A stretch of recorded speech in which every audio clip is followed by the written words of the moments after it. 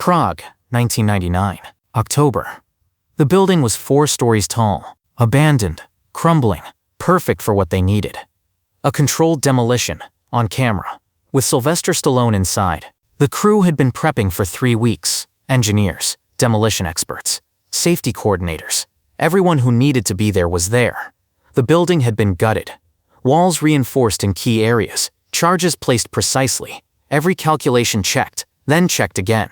It was supposed to be safe, controlled, predictable. Stallone stood in the second-floor hallway, looking at the walls, the ceiling, the windows. He was 53 years old.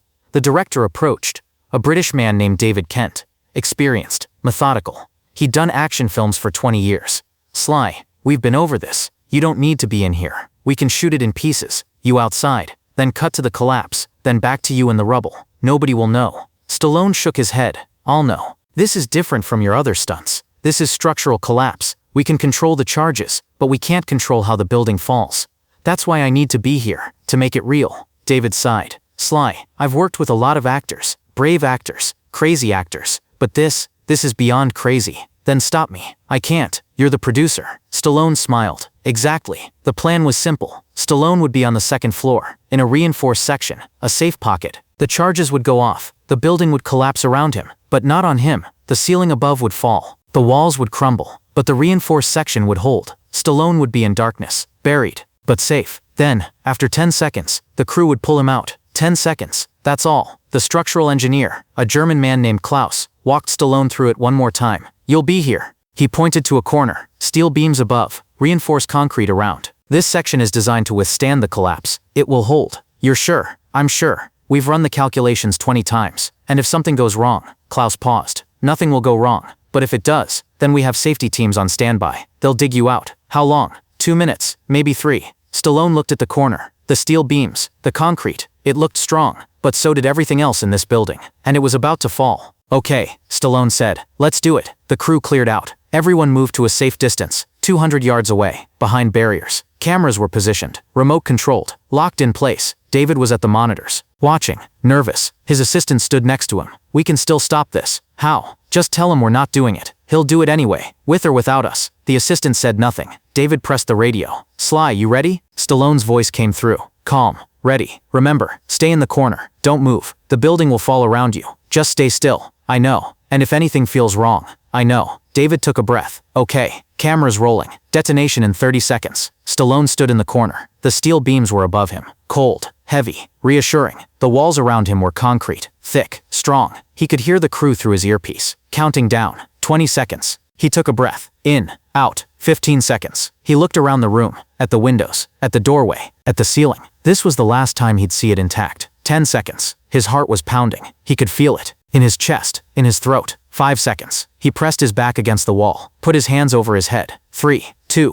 1. The charges went off. The sound was massive. Not loud, massive. It wasn't a sound you heard. It was a sound you felt, in your bones, in your organs. The building shook. Stallone felt the floor drop. Just an inch, but it felt like falling. Then the walls started to move. Not slowly, fast. They buckled, cracked, crumbled. The ceiling above him groaned. A deep metallic sound. Stallone looked up. The steel beams were holding, but the concrete around them was falling. Chunks of it, big chunks. They crashed down, around him, missing him by inches. Dust filled the air, thick, choking. He couldn't see, couldn't breathe. He covered his mouth with his arm, tried to filter the air. Then the wall to his left collapsed. It fell inward, toward him. He pressed against the corner, as far back as he could go. The wall hit the steel beams, stopped, but debris poured over. Concrete, bricks, wood, metal. It piled up, fast. In 3 seconds, it was at his knees. In 5 seconds, it was at his waist. In 7 seconds, it was at his chest. Stallone tried to move, to push the debris away, but there was too much, too heavy. He couldn't move his legs, couldn't move his arms. He was trapped. Then the ceiling fell. Not all of it, just a section,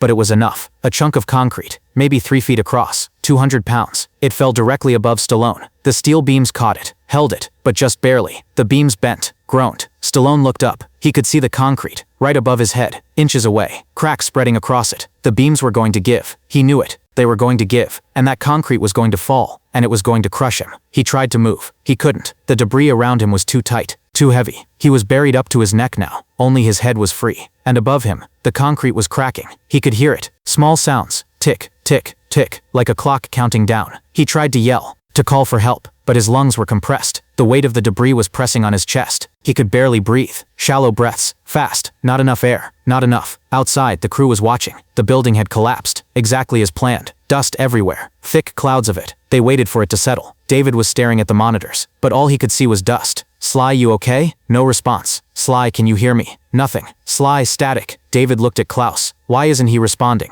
Klaus was staring at the rubble, his face pale. Something's wrong, Klaus said quietly. What? The collapse. It wasn't clean. What does that mean? It means the building didn't fall the way we calculated. David felt his stomach drop. Where's Sly? I don't know. What do you mean you don't know? I mean I can't see him. The dust is too thick. David grabbed the radio. Safety team, get in there. Now. The safety team moved fast. 5 men. Hard hats. Gloves. Tools. They climbed over the rubble. Carefully. The debris was unstable. Shifting. Where was he? One of them yelled. Second floor. Northwest corner. They looked at the pile. Tons of concrete. Bricks. Metal. Wood. The northwest corner was buried. Completely. How deep? Klaus was running calculations in his head. 10 feet. Maybe more. Jesus. They started digging. Hands. Tools. Moving debris. But it was slow. Too slow. Every piece they moved, 2 more shifted into place. We need machinery, one of them said. There's no time, another responded. They kept digging. Underneath, Stallone was still. His chest hurt. The pressure was immense, like someone was standing on him. No, like 10 people were standing on him. Each breath was a struggle. He'd inhale, and his lungs would only fill halfway. Then the pressure would push the air back out. In, out, in, out. Not enough. The concrete above him was cracking more now. He could see it. New cracks, spreading, like a spider web. It was going to fall. Any second. He tried to move again, to shift, to get out. Nothing. His body wouldn't respond. The debris was too tight. He couldn't feel his legs anymore. The weight had cut off circulation. His arms were pinned. He couldn't lift them, couldn't move them. Only his head was free, and above him the concrete was cracking. He thought about his kids, their faces. He thought about his wife. The last thing he said to her, "I'll be careful." He'd lied. He wasn't careful. He never was. And now he was going to die. Buried under concrete. Alone. The beams groaned again. Louder now. They were giving. He closed his eyes. "I'm sorry," he whispered. To his wife, his kids, to everyone. "I'm sorry." Then he heard something. Voices. Muffled. Distant. But voices. People were digging. He tried to yell, "I'm here," but his voice was weak. Barely a whisper. The pressure on his chest was too much. He couldn't get enough air to yell. He tried again. "I'm here." Nothing. They couldn't hear him. He tried to make noise, to move, to do anything, but he couldn't. He was trapped, buried, silent, and above him, the concrete was cracking. Outside, the crew was frantic. They'd been digging for 3 minutes. 3 minutes, and they still hadn't found him. How much longer? David yelled. "I don't know," one of the safety team responded. "The debris is unstable. We move one piece wrong. The whole thing could collapse further. He's been under there for 3 minutes." "I know." Klaus was on his radio, calling for heavy equipment. "We need a crane. And excavators. Now." ETA, 20 minutes. He doesn't have 20 minutes. Klaus said nothing, because he knew it was true. If Stallone was under 10 feet of debris, if his chest was compressed, if he couldn't breathe, he had minutes, maybe less. David looked at the rubble, at the crew digging, at the dust still hanging in the air, and he thought, "I killed him. I let him do this, and I killed him." Underneath, Stallone's vision was going dark. Not black, just dark, like tunnel vision. He could see the concrete above him, but everything else was fading. His chest hurt, but it was a distant hurt now, like it was happening to someone else. He wasn't getting enough oxygen. His brain was shutting down. He thought about Rocky, about the first movie, about sitting in his freezing apartment writing. He'd been so hungry then, so desperate, so alive. Now he was dying, buried under rubble, in a foreign country, for a movie nobody would remember. He thought about all the risks he'd taken, all the stunts, all the times he'd said, "I can do it." And he thought, was it worth it? The concrete cracked again, louder now. The beams were giving. He had seconds, maybe less. He closed his eyes, and he waited. Then he felt it. Movement. Something shifted above him. Debris falling away. Light. Just a sliver, but light. Voices. Closer now. "I see something." "Where?" "There." "Keep digging." Stallone tried to open his eyes. They were heavy, so heavy, but he forced them open. Above him, the debris was moving, hands pulling it away, piece by piece. "He's here. He's here." More hands, more movement. The pressure on his chest lessened, just a little, but enough. He took a breath, a real breath. Air filled his lungs. Not much, but enough. "Sly, can you hear me?" He tried to speak. Nothing came out. "He's alive. Get the medic." They kept digging. Faster now. The debris around his chest was removed. Then his arms. Then his legs. Hands grabbed him. Pulled him. Carefully. Slowly. They lifted him out of the hole. Into the light. The sky was gray. Overcast. But it was the most beautiful thing Stallone had ever seen. He was out. He was alive. The medic was there immediately. Checking his pulse. His breathing. His pupils. He's in shock. Possible rib fractures. Possible internal bleeding. "We need to get him to a hospital." They loaded him onto a stretcher. His body was covered in dust. Gray. White. He looked like a ghost. David climbed into the ambulance. His face was pale. His hands shaking. "Sly, I'm so sorry. I should have stopped you. I should have." Stallone raised his hand. Weak. Trembling. "Not your fault." "It is. I'm the director. I should have. I made the choice." David shook his head.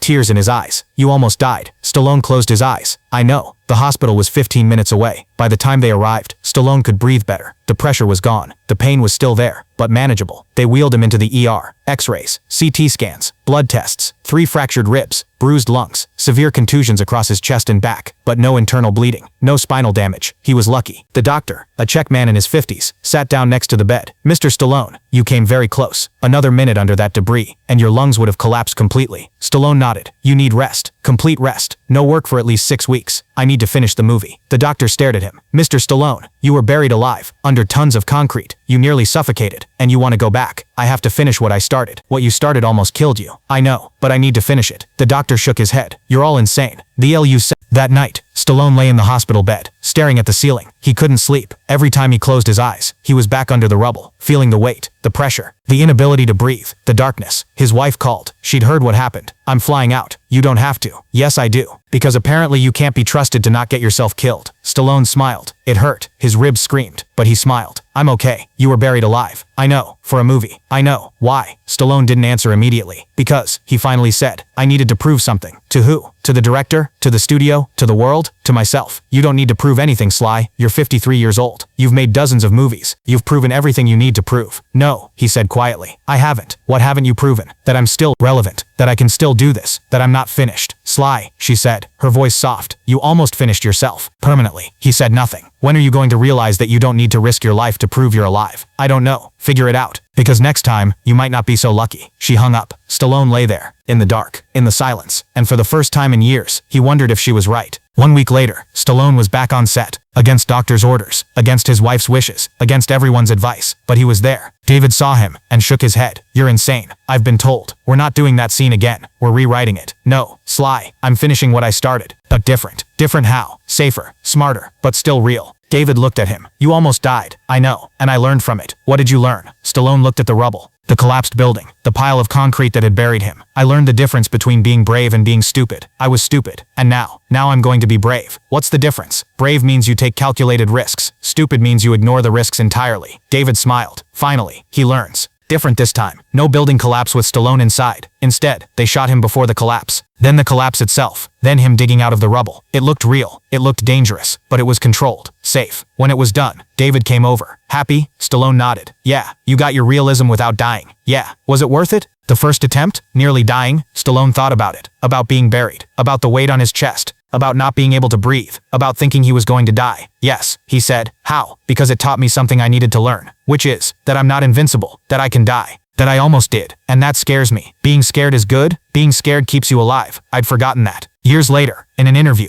someone asked Stallone about the incident. You were buried alive on a movie set. Do you regret it? Stallone thought for a moment. No, he said, I don't regret it. Why not? Because it taught me the most important lesson of my life, which is, that there's a difference between living and surviving. For most of my career I confused the two. I thought taking insane risks meant I was living, but I was wrong. What's the difference? Stallone leaned back. Thought carefully. Surviving is about proving you can beat death. Living is about choosing what's worth dying for. I used to survive. Now I try to live. Would you do it again? Let them bury you? Stallone smiled. No, because I don't need to. I already know what it feels like to suffocate, to think you're dying, to realize you were stupid. And what does it feel like? Terrifying, humbling, and ultimately, clarifying. Clarifying how? It clarifies what matters, and what doesn't. When you think you're dying, you don't think about your career. You don't think about fame. You think about the people you love, and whether you told them. Did you tell them? Stallone paused. I do now.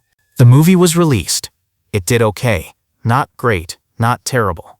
Critics were mixed. Audiences were lukewarm, but Stallone didn't care. Because the movie wasn't the point. Being buried wasn't the point. Even surviving wasn't the point. The point was the realization that you can push yourself to the edge of death. You can test every limit. You can risk everything. But eventually you have to ask, why? And if the answer is just ego, just fear of irrelevance, just proving you still can, then you're not being brave, you're being stupid. Stallone learned that under 10 feet of concrete, in the darkness, under the weight, unable to breathe, he learned that survival isn't about how many risks you take, it's about knowing which risks matter, and having the wisdom to walk away from the ones that don't. The question is not whether you're brave enough to be buried alive. The question is, are you wise enough to know when to walk away? Are you strong enough to admit when ego is driving the bus? Are you honest enough to realize that surviving isn't the same as living? Stallone found his answer under rubble in Prague, buried, suffocating, dying. He went in thinking he needed to prove he was still alive. He came out realizing he'd almost wasted the life he had, and that realization changed everything.